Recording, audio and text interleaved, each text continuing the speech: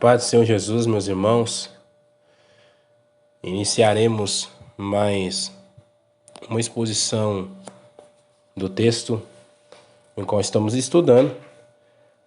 A carta que Paulo escreve, a primeira carta que Paulo escreve à igreja de Coríntios. E encerramos hoje esses últimos capítulos, o capítulo 14, capítulo 15 e o seu capítulo de número 16. Hoje iremos comentar e expor o texto do capítulo número 14,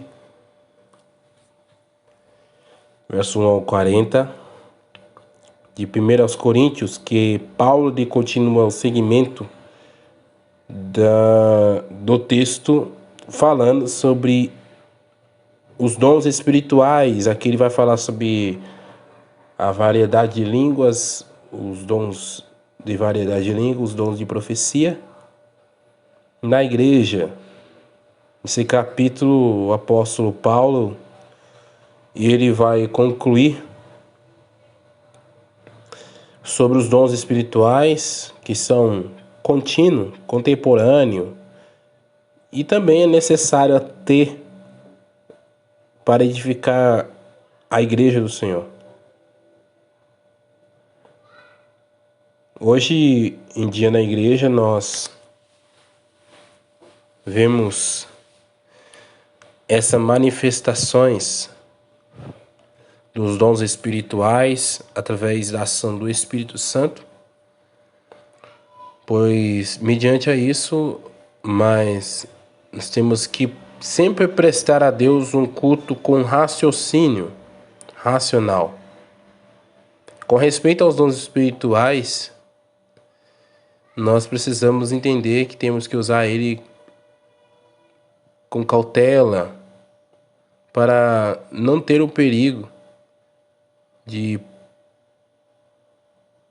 polarização ou um perigo de escândalo e acabar sendo envolvido com a emoção da carne humana e extrapolar e fazer aquilo que é espiritual não ser espiritual e sim acabar sendo um carnal, conscientemente dizendo. Quando nós olhamos isso, a igreja que posiciona mediante a isso, mediante os dons espirituais, nós temos uma grande polêmica no meio de nós, que é o dom de variedade de línguas. Falar ou não falar era usado pelo Espírito Santo, era só naquela época de Atos 2, já não é. E cada um tem o seu segmento, né?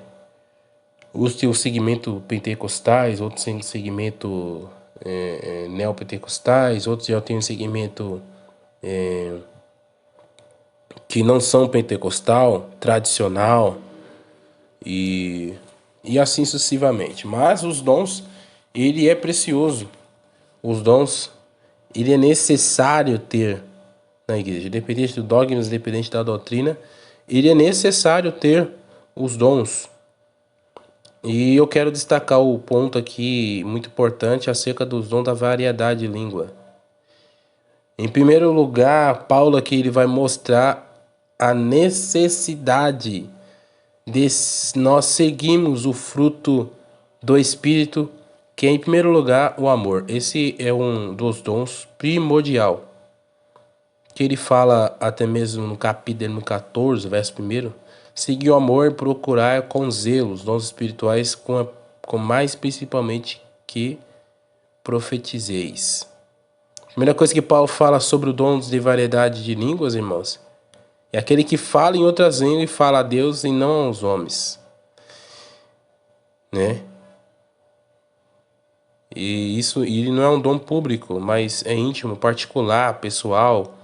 O dom da variedade de línguas é um dom para a sua intimidade com Deus, para edificar você mesmo. Quando nós olhamos isso, os dons, dessa variedade de línguas, é o dom que edifica, é uma oração interna. E quando nós vemos isso, a evidência do batismo com o Espírito Santo, nesse princípio, esse dom que nós temos, ouvimos e falamos, Paulo ele escreve também dizendo: quem fala em outra língua não é entendido, porque fala em mistério. Pois que quem fala em outra língua não fala a homens, senão a Deus, visto que ninguém o entende. E o Espírito fala em mistério. Então, o dom de línguas ele é evidente, o dom de línguas ele é necessário. Isso está escrito no capítulo 14, verso 2. Ele continua: ninguém o entende, nem ele mesmo. A língua é algo que acontece, o dom de língua, melhor dizendo, é algo que acontece no nosso âmbito espiritual e não no racional. E Paulo esclarece isso, dizendo: pelo que o que fala em outra língua deve orar para que possa outro interpretar. Porque se eu orar em outra língua e o meu espírito ora de fato, mas a minha mente fica infrutífera, no 14, verso 13, a própria pessoa que vai falar em outra língua não entende o que está falando. A mente nossa não é edificada, pois nós não sabe o significado dessas palavras. Não é edificada, pois não sabe o significado dessas palavras que nós temos falando. Se essa pessoa não entende o que fala, muito menos as outras pessoas entenderão. Não é verdade? E isso ela está falando em mistério com Deus. Um comentarista, ele vai dizer: o que fala em outras línguas não envolve a mente, dirige-se apenas a Deus e não aos seres humanos. É David Prior. 14:14 vai dizer isso. 14:2 diz assim: reconhecendo-se que para a edificação do próprio indivíduo. 14:4, sendo também que isso ao Espírito fala em mistério com Deus. Então aqui nós entendemos que em terceiro lugar o dom de línguas ele edifica a si mesmo e não a igreja, né? Edifica nós mesmos e não a igreja. Mas a Bíblia diz que se tem que ter um intérprete, sempre tem que ter o dom de profecia, o profeta, para interpretar o intérprete, para interpretar os dons das línguas, porque às vezes é necessário Deus falar dessa forma.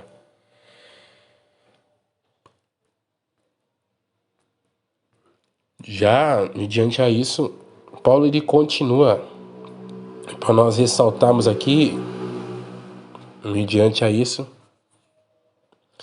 Paulo ele diz que, falando que nós tem que dar mais valor a esse dom do que aos outros, né? Paulo orienta isso, dizendo, e quando nós pensamos isso, que o dom de línguas é uma prova de espiritualidade abundante sobre nós. Isso é um dos selos do batismo do Espírito Santo, né? Capítulo 12 e 13 de 1 Coríntios. Nós vimos aqui também o dom de profecia, também é muito importante. Aqui é a distinção do ofício do profeta, né, irmãos? Que o profeta é aquele que era usado como boca de Deus, né? E temos o dom da profecia, que era o ofício do profeta. Hoje o ofício profeta já não existe, mas o dom da profecia sim. Né? Temos o dom da profecia, o ofício do profeta. Hoje não temos nenhum tipo de profeta. Às vezes as pessoas se intitulam, mas não temos, mediante a Bíblia Sagrada. E o profeta recebia a revelação inspirada da parte de Deus, né? E temos a maior profecia, que é essa palavra aí, qual nós temos acesso e estudamos essa palavra. Essa é a maior profecia para nós. E a profecia, o dom da profecia é a segunda proporção de fé para nós. Consideramos essa fé, né? Acreditamos um dom de profecia, Romanos 12:6, 1 Pedro 4:10 e 11, Judas 3, o dom de profecia é preciso, né? A autoridade está sobre nós. Esse exercício do dom da profecia estático, ele proclamar o êxtase, tratar-se de profeta, irmãos. Faz apenas 2 ou 3 ou outros que julguem, porque, né? Quando o profeta está falando, o outro se cale. É isso que aprendemos. A ordem do culto, é verdade? Temos que ter essa ordem no culto. Já o capítulo de número 15, ele retrata algo muito interessante. Capítulo número 14, nós falamos sobre os dons espirituais. E o capítulo de número, na verdade, de número 13, falando sobre os dons do amor. E encerrando esses 2 capítulos finais, em que Paulo ele fala de 1 Coríntios, capítulo de número 15, capítulo de número 16, quando nós, ao terminarmos e vemos isso, mediante essa situação, ele começa o primeiro livro de Coríntios apresentando a Cristo, orientando a igreja, mas também ele termina falando sobre uma mensagem crucial, que sempre era a mensagem de Paulo sobre a Cristo, né? Sobre Cristo. Aqui no capítulo 15 ele vai falar sobre a importância da pregação do Cristo ressurreto, né? Que isso é o maior milagre da história da humanidade, a ressurreição de Cristo. Cristo aqui ele vence a morte. Cristo aqui ele vence o símbolo do fracasso. Jesus ele é o Salvador. E vale lembrar que a igreja de Coríntios ela começa a abandonar a sua fé e substituir a teologia pela filosofia grega, né? O cristianismo pela filosofia grega, o estudo bíblico pela filosofia grega, falando sobre a imortalidade da alma, que aqui trata isso, sobre a imortalidade da alma, e não na ressurreição do corpo. Nós cremos no Cristo ressurreto, né? E acreditava na vida futura, na encarnação, não na ressurreição, é o que nós acreditamos, né, cristãos. E isso estava entrando um grupo de pessoas, o ascetismo, diante da igreja para poder confundir muitos que estavam ali dentro da igreja. Quando Paulo lhe pregou a ressurreição de Cristo na cidade da Grécia, de Atenas, em Atos Apóstolos capítulo 17, 32, o povo grita, escarnece em cima de Paulo, falando até mesmo a respeito de tudo isso, que a filosofia diante deles era muito forte e a ressurreição era algo intolerável, absurdo para eles. Para muitos a ressurreição ali era algo incrível, a doutrina da ressurreição, mas abominável para a mentalidade grega, né? E Paulo ele vem trazendo isso. Capítulo de número 15, meus irmãos, a falar algo muito interessante, em que a Bíblia ela vai falar que Cristo ele vence a morte. Cristo ele vence a imortalidade, né?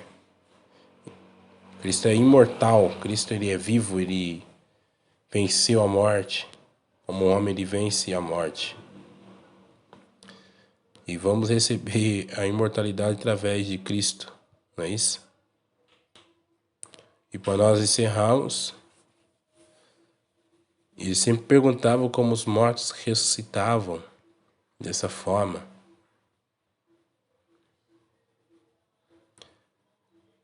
E Paulo ele responde, capítulo 15, verso 35, 38, 40, 48. E ele diz, mas alguém dirá como ressuscitará os mortos, em que corpo vêm incessados? O que semeia não nasce primeiro não morre? Se primeiro não morre, quanto semeias não semeais o corpo que há de ser, mais simples o grão como o trigo que qualquer outra semente, mas Deus dá-lhe o corpo como lhe aprovidar, cada um da semente que plantou do seu corpo apropriado. Capítulo 15, verso 35 ao 38, Paulo vai falar isso. Os versos 40 ao 48, Paulo fala acerca da semente. E diz que o corpo morto é uma semente, pois assim também a ressurreição dos mortos. Semeia-se o corpo na corrupção. O sepultamento aqui de uma pessoa é uma semeadura, né? Está plantando na terra. O que nasce da semente da mesma natureza. Paulo emprega uma simples figura aqui, irmãos, para ensinar aqueles que estavam com dificuldade a dar continuidade do corpo e não ao outro corpo que vai ressuscitar. Quando você planta a semente de qualquer outro fruto, você não espera contar, um exemplo, plantar um uva, você não espera colher um abacate. Se você semeia trigo, você não vai colher um arroz. Você tem que colher o que você plantou. Quanto à ressurreição, há continuidade também, né? Descontinuidade não... E também descontinuidade. O corpo ressurreto não é o mesmo, mas com as mesmas características do corpo que já foi semeado, não é verdade? Ele é infinitamente superior, mas assim como um fruto de uma flor, e depois debocha pela flor, verdade? É do mesmo fruto, da mesma semente. Mas antes de colocar a semente não existia a flor. Então do mesmo fruto nasceu a flor. Então o corpo ressurreto, o corpo glorificado, incorruptível.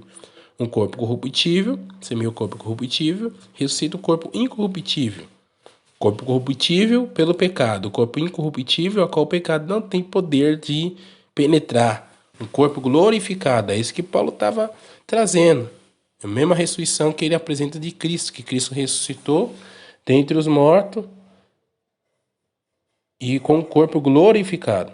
Para nós encerrarmos aqui, sei que estendemos um pouco, mas capítulo número 16, ele termina falando sobre a mordomia cristã, né?